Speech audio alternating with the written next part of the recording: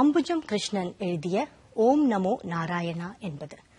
இதில் ஆசிரியர் கூறுகிறார், நம்ம எவ்வளவோ பாவங்கள் இந்த உலகத்தில் செய்கிறோம். அந்த அத்தனை பாவங்களில் இருந்தும் நம்மை விடுவித்து காப்பது இந்த மந்திரம் ஒன்றுதான் அப்படின்னு சொல்றாரு.